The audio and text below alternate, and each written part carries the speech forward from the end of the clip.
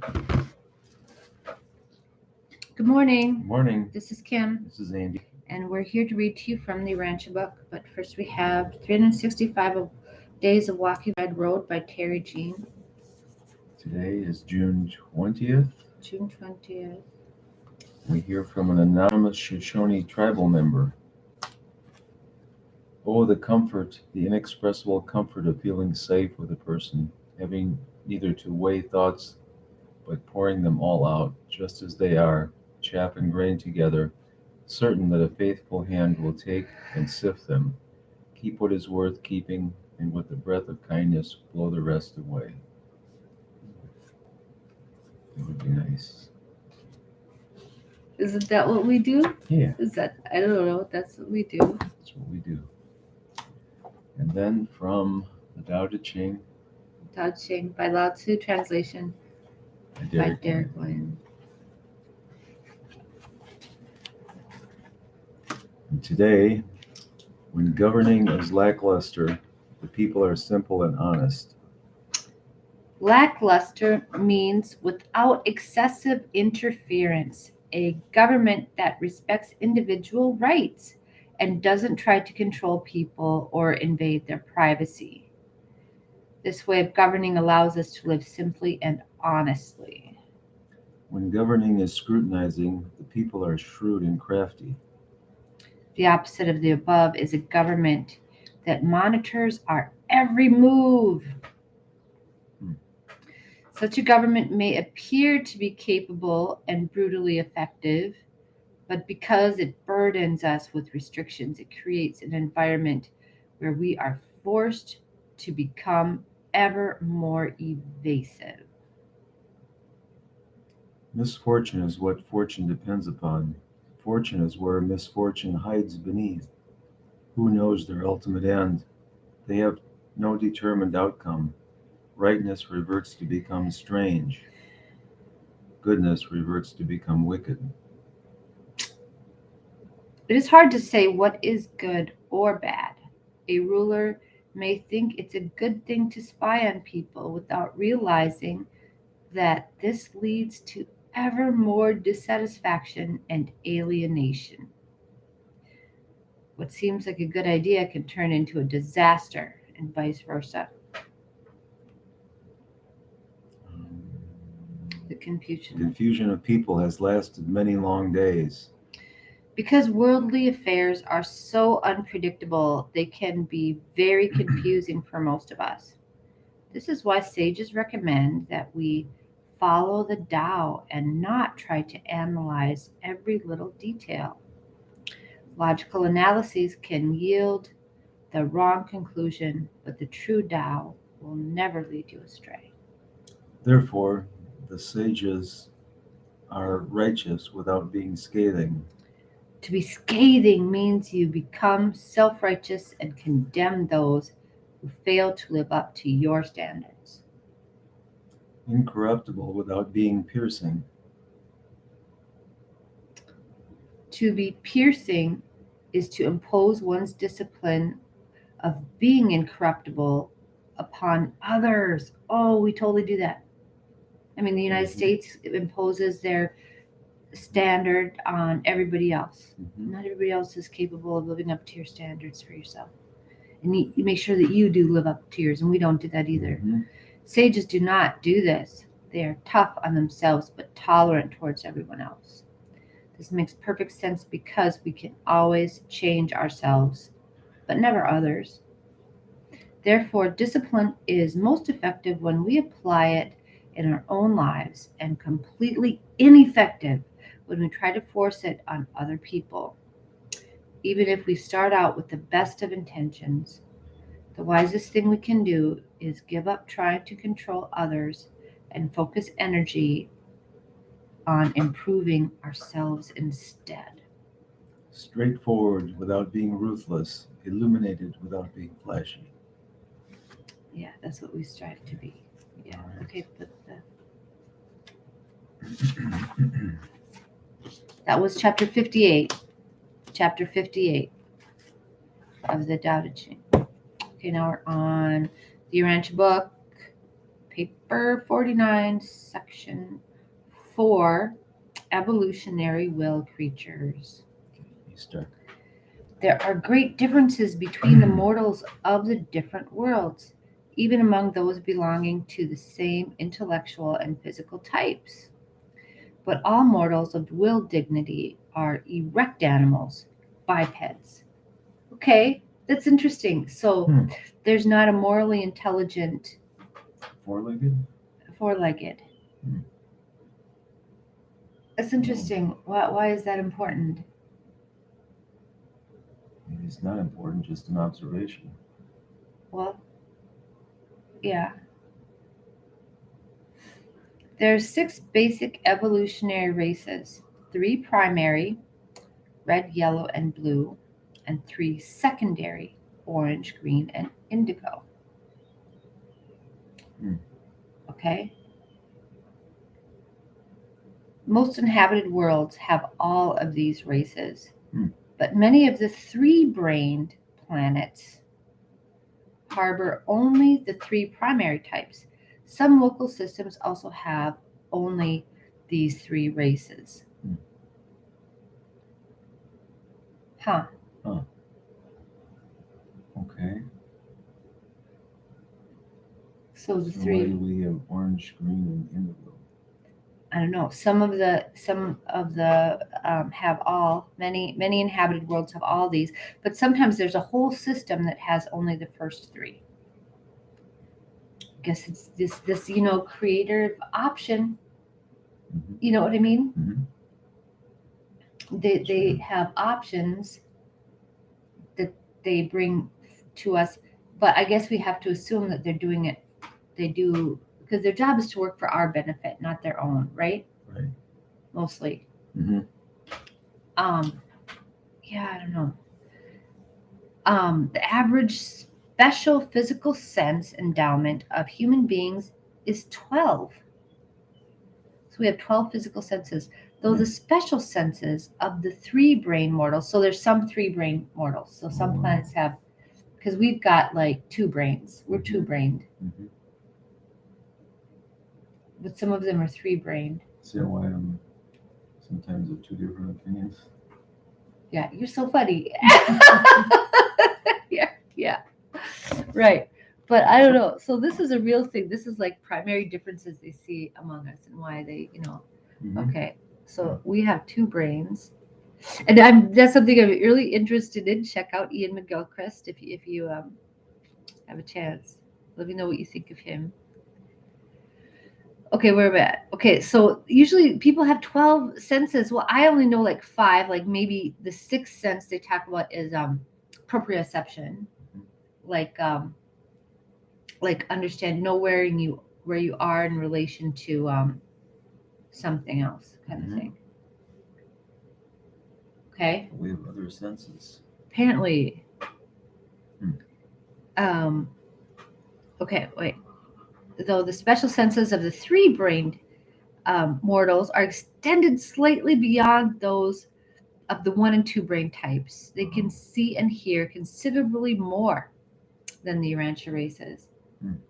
So it's like there's all kinds of energies and spirit radiation and communication stuff that we don't that our senses don't pick up on.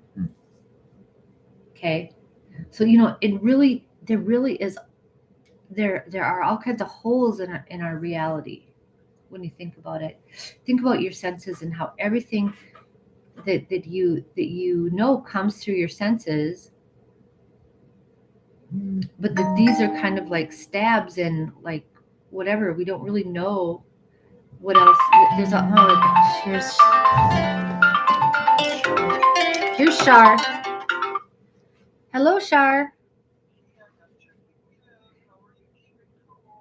We are keeping cool. We're gonna go to the basement today for sure. Okay. Yeah. Okay. We'll see you. Bye. Yeah.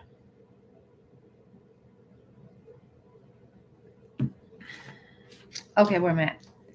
Okay. So I just think that's interesting. Like like there's all kinds of stuff. So we perceive relatively little of our reality through these five senses. They're more like, instead of like reality is like basically continuous with a few few things we don't know here and there, but basically it all connects up. I'm starting to see like our like unreality, like what we don't understand is so much bigger than what we do understand. We have this very narrow picture, like a cartoon kind of picture, right? And there's so much more that we don't know, that we don't understand going on. Yeah, we've edited out all the things we don't understand. We edit out those things that don't make sense in this little picture They that must we not only exist. get. Yeah, they must not exist. Yeah, exactly. All right. Young are usually born singly, multiple births being the exception. Okay, and this is straight away the thing with all these intelligent races. So multiple births are exceptional, and the family life is fairly uniform on all types of planets. Hmm. Sex equality prevails on all advanced worlds. Male and female are equal in mind, endowment, and spiritual status. We do not regard a planet as having emerged from barbarism so long as one sex seeks to tyrannize over the other. Hmm. Boom! Yeah. This feature of creature experience is always greatly improved after the arrival of a material son and daughter. And of course, ours um, failed us. Well, or defaulted. Adam and Eve was our material son and daughter. So here, this sex problem, inequality of the sexes, should have been taken care of. We should have that like sexual thing that should have been eradicated thousands of years ago. Mm-hmm. Think about that. Wow. How would we be if we didn't have to deal with that? Mm-hmm. Okay? Yeah. So, yeah, this planet is a hot mess. Okay, go ahead. Seasons and temperature variations occur on all sun-lighted and sun-heated planets. Agriculture is universal on all atmospheric worlds. Tilling the soil is the one pursuit that is common to the advancing races of all such planets. Mortals all have the same general struggles with microscopic foes in their early days, such as you now experience on Urantia, though perhaps not so extensive. The length of life varies on the different planets from 25 years on the primitive worlds to near 500 on the more advanced and older spheres. Holy smoke, we Wow. could live to 500 years. Wow, I'm young. You're a young pup. Human beings are all gregarious, both tribal and racial. These group segregations are inherent in their origin and constitution. Such tendencies can be modified only by advancing civilization and by gradual spiritualization. The social, economic, and governmental problems of the inhabited worlds vary in accordance with the age of the planets and the degree to which they have been influenced by the successive sojourns of the divine sons. Mind is the bestowal of the infinite spirit and functions quite the same in diverse environments.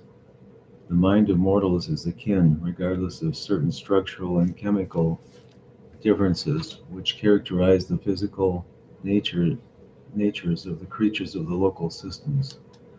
Regardless of personal or physical planetary differences, the mental life of all these various orders of mortals is very similar, and their immediate careers after death are very much alike. You can finish. Isn't that interesting? It is. Right. But mortal mind without immortal spirit cannot survive. Hmm. The mind of man is mortal. Only the bestowed spirit is immortal. Survival is dependent on the spiritualization by the ministry of the adjuster, on the birth and evolution of the immortal soul.